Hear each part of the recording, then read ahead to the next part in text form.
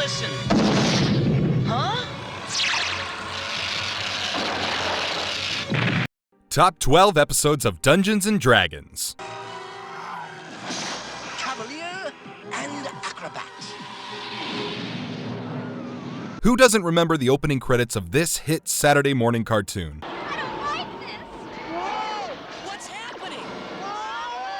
Indisputably one of the best animated television shows of the 80s, Dungeons & Dragons was a co-production of New World Animation Ltd, formerly known as Marvel Productions, and TSR, spanning across 3 seasons on CBS and generating 27 compelling episodes. Right from monsters, quests, magical weapons, and a perfect blend of danger, clichéd characters, comedy, and fast-paced action, this show had everything. Backed by Johnny Douglas's recycled music and corner-cutting animation by Toei Animation, the series revolves around a group of 6 friends, Hank, Eric, Diana, Presto, Sheila, and Bobby, who are sucked into a fantasy world of Dungeons & Dragons. Following their escapades as they try to find their way back home with the help of their guide and mentor, the Dungeon Master. In today's video, we are going to take you on a nostalgic trip down the lanes of Dungeons & Dragons with 12 of its best episodes. Mind you, these are not on the basis of any rankings, and you are more than welcome to let us know which one in the series is your favorite in our comment section below. Before we go into our explanation, we have a very small request. If you like our content, please support us by subscribing to our channel. This is a small click for you, but for us, it means a lot. Thank you. Let's begin. On second thought. The Night of No Tomorrow. Written by Mark Evanier and directed by John Gibbs and Bob Richardson, the first episode of the first season still holds a current IMDb rating of 7.6. The Night of No Tomorrow begins with the Dungeon Master sending his pupils northward to the village of Helix to be a part of a local dragon banishment fate. You will journey to the north for it. There you may find something that will help you get back home. Telling them that they might find something there which will help them get back home, the Dungeon Master tells them the story of the village that was once at the mercy of flying dragons. He also tells them to be aware of the perils that lie ahead in their journey and warns them about Venger before disappearing into thin air. The group encounters the legendary magician Merlin in his magnificent sky castle on their way. The wizard offers to make Presto his apprentice and teach him all of his secrets, but only if he stays there for the rest of his life. But only if you stay here for the rest of your life. As the rest of the group makes their way to the village without Presto, the young mage, on discovering a spell book that apparently has answers to all questions, decides to find the spell that will get him and his friends back home. Thinking that he has finally found one, he makes a potion using ingredients such as a boiled bat's claws, powdered insect wings, and petrified spider eyeballs, only to realize that he has been tricked by none other than the wicked Venger himself, and in the process, set the fire-breathing dragons free. Venger had not only been under the guise of Merlin the whole time, but had also switched the spells to make sure that Presto released the winged terrors back to destroying Helix. As the herd of marauding dragons attack the village, it does not take the children much time to realize that they have been set up by Venger, and now it's up to them to save Presto and the whole village before it's too late. Indeed, and my payment is due now. No thanks, Venger. The Hall of Bones. Written by Paul Dini, the third episode of the first season not only boasts a promising title card, but also has an unswerving IMDb rating of 7.8. The exhilarating episode begins with our heroes splashing through a swamp, escaping from the simian bat. It would not be wrong to address these creatures as beefed up, frightening versions of flying monkeys with huge beards, eyes, bald head, and sharp fang-like teeth. When Hank tries firing his magical bow at the creatures, his arrow fizzles out mid-air. Furthermore, with Bobby's magical club along with Eric's mystical shield running out of power, the group simply decides to run and flee from the monsters. The heroes blame their magical malfunctions on Venger. Anyway, and what's wrong with our weapons? This must have been Venger's work. Unbeknownst to them, they are being watched by Venger's personal spy and assistant, Shadow Demon, who informs Venger about the simian bats failing to steal the weapons. Of course, Venger decides to deal with them later. Meanwhile, Dungeon Master appears to tell the children that their weapons need to be recharged in the Hall of Bones by using the Skull of Power. He also tells them that there will be someone to guide their way, but they will want payment. Before disappearing, he tells them to look to the light in case of darkness. As the heroes make their way into a town market, they decide to raise some money, knowing they will require it for the guide. Eric takes up matters into his own hands and starts performing, only to have rotten tomatoes thrown at him. But things take a different turn when Presto, while attempting to pull some money out of his magic hat, ends up pulling a chicken and a flame-spitting dragon. Ah! I better quit. His actions make the whole crowd go wild while tossing coins at him. Thinking that the dragon's tooth will be placed where they will find their guide, the group heads inside, only to get bullied by a group of orcs. While Eric tries handling the situation, dangling the bag full of coins as a means to negotiate with them, his activity catches the attention of the other denizens of the inn. The kids barely manage to escape the situation and end up running down a dead-end street. A pretty-looking, mysterious woman opens up a door for them and offers them shelter inside. The group head inside without thinking much, only to realize the grave mistake they have made. The woman turns out to be Lolth, the demon queen of spiders, and she opens a trap door, making the children fall into a giant spider's web, nestled right above a bottomless pit. Venger appears along with his simian bats and takes the weapons from the kids before leaving their fates literally hanging by a thread. A web here, in the hands of Lolth. Do with them as you will. But, thanks to Uni, who not only manages to save everyone, but also makes Lolth fall into the pit, the heroes continue with their journey and finally manage to chance upon a guide, Hector the Halfling, who agrees to take them to the Hall of Bones. The group eventually reaches their destination, and Hector conducts them to the Skull of Power, encouraging them to make use of the skull. As for the payment, Hector transforms into Venger, surprising everyone, and demands their weapons. What follows is a brief scuffle during which one of Hank's deflected light arrows goes into the skull, making it glow more. It is then when they remember Dungeon Master's advice, and the heroes make their way into the skull. This leads to the ghost of the realm's greatest heroes emerging out to fight against Venger, and the skull teleports the children outside the Hall of Bones. Venger ends up losing the battle against his insubstantial opponents, and the scene shifts to a mushroom cloud devouring the Hall of Bones. And with the kids speculating over the death of Venger, his colossal imitation of the Batman symbol spreading above the mushroom cloud concludes the fact that he has lived to fight another day. Magic bow, don't fail me now. Beauty of the BOGBEAST. Written by Jeffrey Scott, the 6th episode of the first season has every right to boast an IMDb rating of 8.3. The episode begins on a rather thrilling note, with the Dungeon Master telling the kids that he has discovered a way for them to get back home. He tells them about the mystical river that flows upward every year for only 60 seconds, and it's during the time frame that the river will literally take the children wherever they wish to go. To the sky. They will take you wherever you want to go.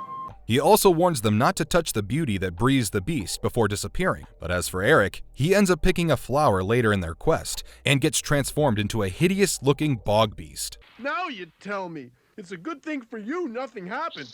The Dungeon Master shows up yet again and tells Eric that he cannot undo the spell since he did not create it, but also tells him if he doesn't undo the spell soon, he will remain in that form forever, and the only way to undo it would be found in what Eric dislikes the most. What follows next is the group getting to know about Cowamong, the ogre, and his power of the medallion from a pack of bog beasts that they encounter on the way. The bog beasts regard Eric as their leader, and even offers him a trident embellished with a red bow so as to lead them to victory over Cowamong. The children cross paths with the mean Cowamong and see him whipping a small group of dwarves to produce weapons for him. He wants his weapons ready so that he could drive all the bog beasts out of the valley for good. The group comes up with a plan to steal his medallion. After an intense battle with the Cowamong, making use of his medallion to fire heat rays and freeze rays, things work out in the favor of the kids, and they end up taking away his medallion, making him shrink and transform into a bog beast. By this time, the magical river has already started flowing up a waterfall, and taking their chance, the children hop on a log and float down the river up the waterfall. Of course they make it back to their world, but Eric is still in bog beast form. He puts on the medallion thinking it will do the trick, but nothing happens. Realizing that he will never really change, Eric makes the most difficult decision of his life and goes back to the realm through the bottom of the lake. As for his friends, they return back seconds later, and Eric gets transformed back into his original handsome self.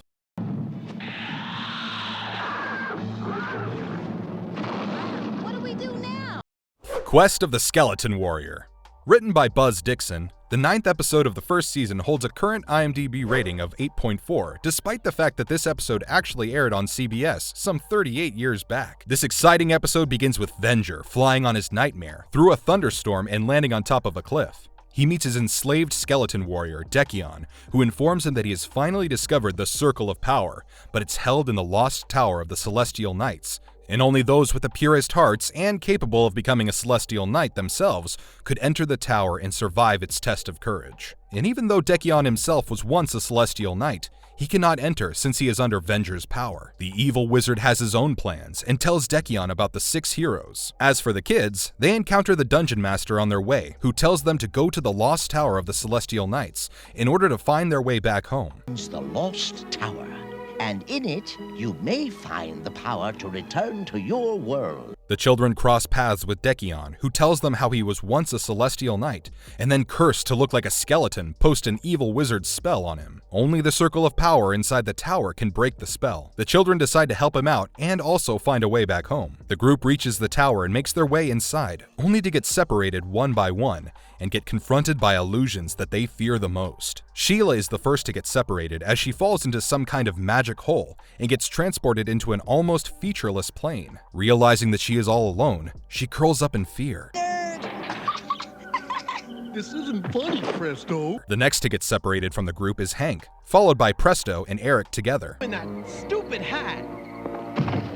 While Hank, on seeing a staircase, decides to climb up, only to find the stairs below him disappearing into some kind of cosmic void. Presto and Eric find themselves transported to a swampy forest. Banshees start circling around the duo, and one of them even attempts to steal Presto's eyeglasses. As for the remaining ones in the group, Bobby and Diana, the former turns into a baby, and the latter into an old crone, one who is too weak to hold on to her javelin. They get surrounded by gray-skinned specters coming out of the mirrors and encompassing them. As the heroes start to fall victim to their fears, Hank manages to reach the Circle of Power, and upon touching the halo, he is able to hear the cries of his helpless friends and see them in a globe. Suddenly, the words of the Dungeon Master dawns upon him, and he realizes that it was time that all of them triumph over the deep-rooted fears within them. He shouts his insightful advice at the mystical globe so that all of his friends are able to hear it. One by one, he makes his friends fight their fears and manages to bring them back to their original forms. The children take the magical circle back to Dekion, who has been waiting all this while for them. The Dungeon Master makes an appearance right before the children are about to hand the circle, leading to Dekion revealing his real intentions. The Master even discloses the true reason behind Dekion's current form, and how he had betrayed the Celestial Knights, leading them into a trap in exchange for treasure. Venger intervenes the scene and gets hold of the circle himself, and although Dekion begs him to be released from the spell, Venger denies doing him any favor. Instead, tells him that he will have 6 more skeleton warriors to keep him company. No brownie points for guessing what happens next, as an intense battle takes place between Venger and Dekion, with the former dropping the circle. But instead of going straight for the circle, Dekion gets an injured Hank to cover. Remembering what the Dungeon Master had told them before, the group realizes that to end the evil, the circle had to be broken. Presto makes his way into the battlefield and tosses the circle up in the air for Hank's energy arrow to blow it up.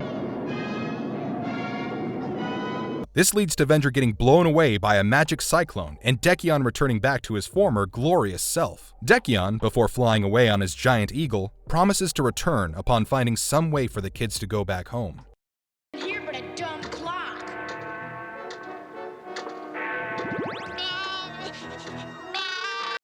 The Box. Written by Jeffrey Scott and flaunting an 8.1 IMDb rating, the 11th episode of the first season begins with a major earthquake knocking everyone down and making Hank fall right into a chasm that opens into the earth. With the rest of the group coming to help him out, they come across a locked treasure chest down there. As they begin wondering what's inside the box, Dungeon Master appears before them and explains to them that the box belonged to the sorceress Zandora, who was exiled into a different world by Venger, and she had been trapped ever since. He even tells the children that the magical box holds the only key to Zandora, as well as their freedom.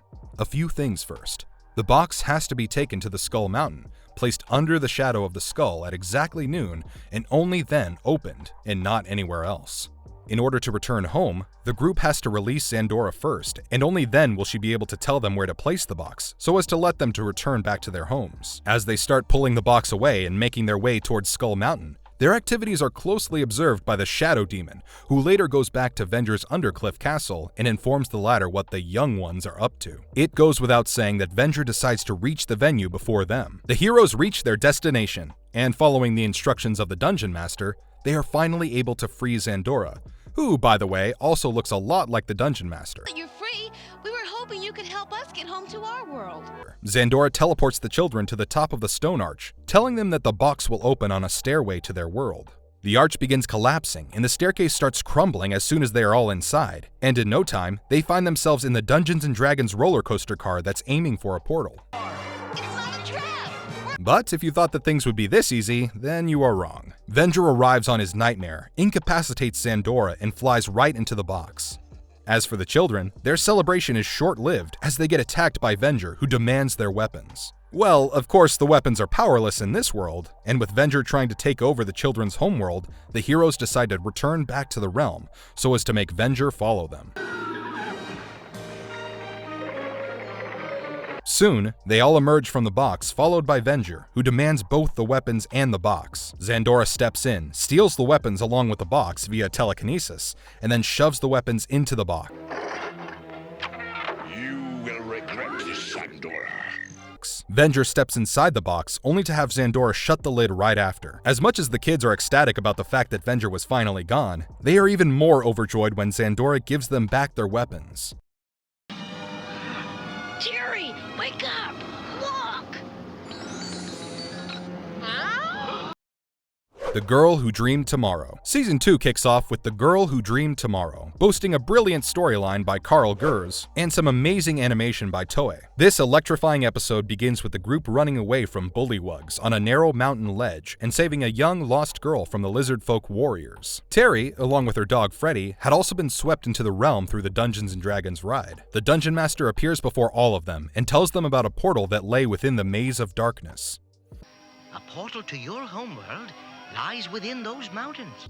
Giving them cue about the portal being their ticket back home, he also tells them that in order to find it, they have to first become lost before vanishing right into thin air. The group calls it a night, oblivious that they were being observed by Shadow Demon, who went straight to Venger and told him all about it, further stressing on the 9-year-old Terry's clairvoyant skills. No wonder Venger decides to acquire the young girl. That night, Terry wakes up from a terrible dream, but everybody goes back to sleep without paying much heed to the details of the nightmare. The next day, while searching for food, the activities of the group get interrupted by a 5-headed pyrohydra, the one from Terry's dream. No, stop it. You hear me? Stop it.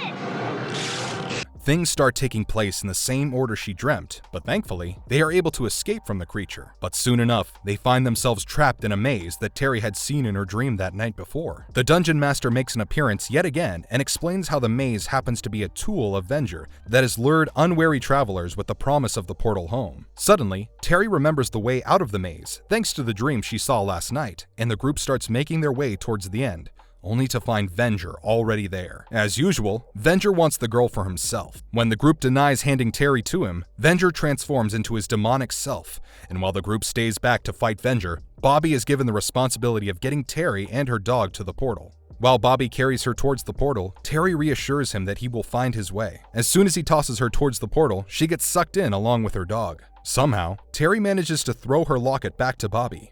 With their primary mission taken care of, the group gears themselves up to destroy the portal. Bobby runs to Diana, who jams her fingers and tosses them towards Eric. The Cavalier swats Bobby towards the pyramid with his shield, and upon reaching there, Bobby hits the pyramid with his magical club, blowing the whole thing up. Sometime later, when Bobby is about to throw away the locket, Dungeon Master shows up and stops him from doing so. He even tells of Terry's last prophetic dream, leaving him exceedingly happy. Just do it! I'll explain later.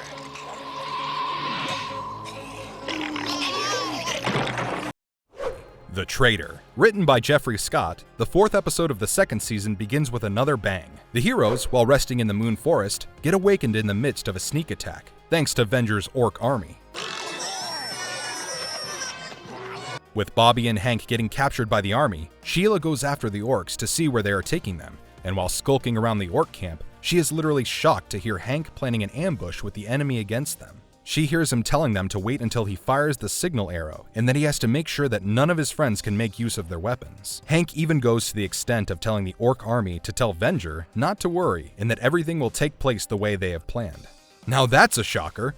Well, with Hank coming back to the group and telling them how he barely managed to escape, Sheila confronts him and exposes him to the rest of the group. He was talking with the orcs. They were planning our capture. He's working with them. Of course, Hank denies it and even tries to gaslight Sheila, but soon, he is branded a traitor by all of his friends. As for Bobby, he is bound to a lighting fixture, one that's suspended over a pulsing, glowing hole. For those of you who aren't aware of the harsh truth, Hank is seen going along with Venger only because by doing that, Venger won't cause Bobby any harm. But if the Ranger discloses his real cause for betrayal, he will end up endangering Bobby's precious little life. So it would not be a mistake to admit that Hank really is caught between the devil and the deep blue sea, and yet he has to lead his angry, dejected, and untrusting friends to help save Bobby. The group walks right inside Venger's castle, and with Hank firing his arrow and shooting the chandelier chain, the bonds that have been tying Bobby magically disappear. As for Venger, his fate is left in the hand of the 4 Cloud Bears, who upon dropping their heartstones on Venger, turn him into crystal, which eventually cracks, floating through the air and right out of the castle. The episode ends with everyone apologizing to Hank, and Dungeon Master popping up and telling the group that he comes with news of a possible way back home.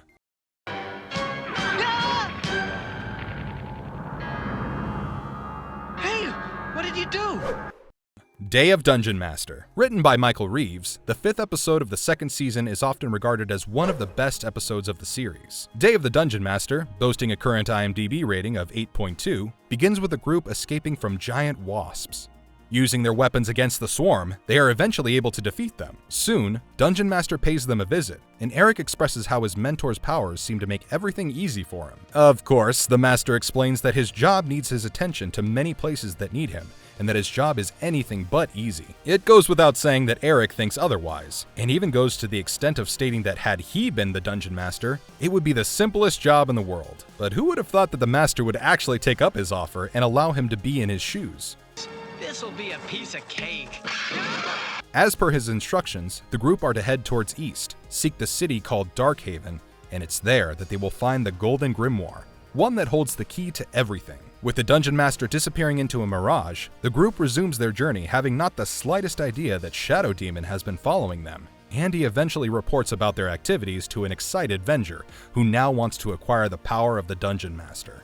The group eventually makes their way to Darkhaven, still not aware that Venger had been following them all this while, accompanied by Shadow Demon. As the kids wander into a grand hall, they chance upon the Golden Grimoire. Eric looks at the book and immediately finds and casts the spell to go back home. Very soon, a portal to the amusement park opens right behind them. It's only when the children have separated themselves from their weapons that Venger bursts right in to take the weapons along with the Golden Grimoire. What ensues thereafter is an intense battle between Eric and Venger, the former thinking that he has a chance. In the meantime, Diana is able to get back all the weapons to their respective owners. Venger is almost about to get the better of Eric when the latter remembers Dungeon Master's last parting words about how knowledge will be his shield. He jumps for the Golden Grimoire and uses it to block Venger's magic. Doing this, he sets off some chain reaction. The Grimoire starts glowing and Venger gets paralyzed. Eric casts a spell that teleports everyone outside the city. As for Venger, his ghostly appearance appears over the exploded city and gradually dissipates. The episode ends with Dungeon Master admiring Eric for his bravery and transforms him back to his Cavalier self. Maybe this will make you listen. Huh? The Dragon's Graveyard. The 7th episode of the 2nd season has every reason to boast an IMDb rating of 8.8. Written by Michael Reeves and falling under the category of the best Dungeons & Dragons episodes, this stirring episode begins with our heroes fighting against a frost giant in what looks like some mountainous, icy wasteland. When they are done overthrowing the giant, they remember Dungeon Master telling them that the fire in the ice will show them their way home. As Hank shoots the glacier, it opens up and a portal is revealed. The overjoyed children are literally a stone's throw away from their home when Venger intervenes and foils their plans, blasting the portal. Well, of course, the frustration is understandable and a bit too much for the kids. The group decides to take a stand and fight against Venger to finish things once and for all. While thinking of ways and strategies to stop the force of evil, they come to a conclusion that it's only the five-headed Tiamat and Venger's true arch-nemesis who can stop Venger. The Dungeon Master makes an appearance right away, and it's only from him that the group gets to know of the Dragon's Graveyard, the place that is the source of all their weapons, and precisely where Tiamat resides. Tiamat lives where the dragons go to die, the place that is the source of your weapons. The heroes resume their journey to the graveyard, but not without Venger interrupting them. He is dead serious about acquiring their weapons, and goes to the extent of hitting Eric in the shield, Hank in the bow, Bobby in his club, and smacking Sheila out of invisibility. Well, he doesn't stop at that. He even blasts Uni, strong enough to hurt the unicorn pretty bad. The group, upon realizing that this time they are on their own, has Hank draw some kind of pentagram above their heads, with the help of his weapon, and no wonder, get themselves teleported to the Dragon's Graveyard. The children, while touring the graveyard, chance upon a sword capable of splitting stone and a cornucopia-like horn. It's only after Presto blows the horn that Tiamat appears. After a brief fight, the kids manage to blurt out their concerns, and Tiamat decides to help them out. Back at Venger's castle, Tiamat interrupts him and tells him that he will have his chance to claim the weapons in the Dragon's Graveyard. No points for guessing that's exactly how she planned to lure the bait in the portal. She opens a portal behind Venger and sweeps her wings to blow him into the portal. Meanwhile, the kids who have been literally waiting for this moment eventually manages to have Venger on the ropes, binding his hands to the stone. But right when everybody thought that Venger is about to be defeated, Hank sets him free, taunting him that it's the difference between him and them, and he already knows the fact that they have beaten him. Dungeon Master makes yet another appearance and cures Uni as well, before sending the children back to the realm and addressing Venger as his son. He's too powerful. I cannot stop him. The Dungeon at the Heart of Dawn. The first episode of the third season begins with Bobby and Eric retrieving the box of balefire from the Dungeon Master. In spite of the fact that they were under strict orders not to open it, Eric's curiosity gets the better of him, and just when he is about to open it, Dungeon Master appears and tells him to slowly move away from the box. This isn't what it looks like, Dungeon Master. The box flies open and releases a blast of light into the sky. Dungeon Master shuts the lid, replaces the pin, and tells them that it was a messenger, one who was way more powerful than any they have encountered before, and now it knows about them. By now, even Shadow Demon, who had been spying on the young ones, had reported back to the exceedingly distressed Venger. Well, it is soon disclosed that what was released sometime back from the box happens to be some kind of storm. He does not have a name. He is pure evil and a very powerful entity. Soon, the whole realm gets covered in darkness, and a whirlpool envelops the land. The Dungeon Master not only instructs the kids to flee on foot, but he also joins them in the process. Having used all of his power and the power of the kids' weapons, Dungeon Master tells them that he has somehow managed to get them to the underworld. Unbeknownst to them, Venger and Shadow Demon are also in the underworld, stripped of their powers. No points for guessing that the Nameless One has taken away the powers of both the forces. The heroes make their way to the Heart of Dawn to restore their master's powers, while also holding a truce with Venger and Shadow Demon, all at the same time. In due course, Dungeon Master gets his powers back, and everyone returns to the realm to find the Nameless One gone. The episode ends with Venger returning back to his old form, stating that he will not rest until he has destroyed all of them, before teleporting away with Shadow Demon.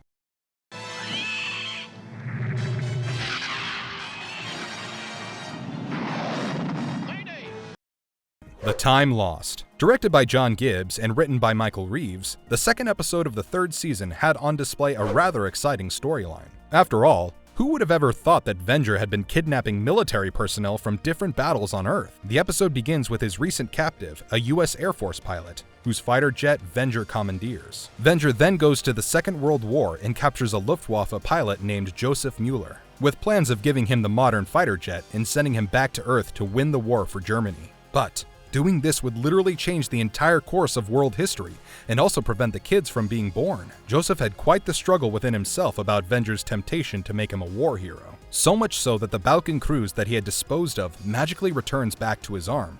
Credits to Venger for that one, of course. Well, the children arrive at the ziggurat in hoping of finding their way back home, only to feel dejected by the presence of Venger there, as well as the shifting tone of Joseph. On coming to know of the plans that Venger had for them, along with Joseph's betrayal, the group is beyond shocked, even further when they witness Joseph taking off in his flying machine. A war ensues with literally everyone fighting against the force of evil, but it's Joseph who literally surprises everyone by firing at the Crystal of Kronos, instead of making his way at the portal. Now, we are sure of the side that he has been on all this time, but it's time for Venger to blast the plane, which he does, but thankfully for Joseph, he makes his way out before the plane hits the crystal and everything starts shaking. As for Venger, he transforms into a cloud and eventually disintegrates. The episode ends with the children celebrating and watching Joseph and his parachute drifting through the portal. What? Foolish woman! The Winds of Darkness. Written by Michael Cassett and Kathy Selbert, The Winds of Darkness served as the 27th and the final episode of the series before Dungeons & Dragons got cancelled due to declining ratings. The episode begins with Bobby panting and running for help through what looks like a dead forest. The scene shifts to a different setup where a bunch of villagers are about to burn a witch dressed in purple. Apparently, all she wanted was a place to spend the night, but the villagers have a different logic for that. They blabber about something returning and the fact that the moons are in eclipse. Although, the witch does say that whatever is coming has got nothing to do with her, it seems otherwise when someone says that she is lying. As for the rest of the heroes, they are busy fighting the fog. Hank, who is already down, can barely feel his legs, and it doesn't take the viewers long to realize that Bobby has been sent to get some help. Bobby manages to reach where the villagers were and asks them for help, telling them how the fog has been attacking his friends, only to find them dispersing. The Purple Witch eventually makes up her mind to help Bobby and his friends after she hears him taking Dungeon Master's reference, but they are a little too late to help out Hank, who by then had completely turned translucent and upon touching the fog, disappeared. As for the skeletal creature of darkness, the Darkling, he vanishes too upon seeing the witch nearby. Martha, yes, that's the name of the Purple Witch, further explains how the Darkling was feared by everyone and also informs the group that once the Darkling took someone, they were never to be seen again. The Dungeon Master makes an appearance and acknowledges Martha. The group hops on Martha's wagon after she tells them, and the children vow to get back their friend and teach the Darkling a lesson. Martha later explains to the heroes how the Darkling appears every 33rd year for 3 nights and takes a victim with him every night. His powers apparently grow during the eclipse of the moon, and when he is done taking his 100th victim, his winds of darkness will destroy all life in the realm, and that too forever. Also, a brief encounter between Martha and the Darkling sheds light upon the fact that she was the light bearer after all. Martha, having lost all of her close ones to the Darkling, initially declines and decides not to help out the children further by telling them to go to the Grotto of Darkness by themselves. You'll find him in the Grotto of Darkness to the west. And while the children do that themselves, Martha changes her mind eventually and goes after the kids to help them out. She makes an entrance just in time, and as her aura touches the Darkling, he lights up like an electrocuted victim and disappears.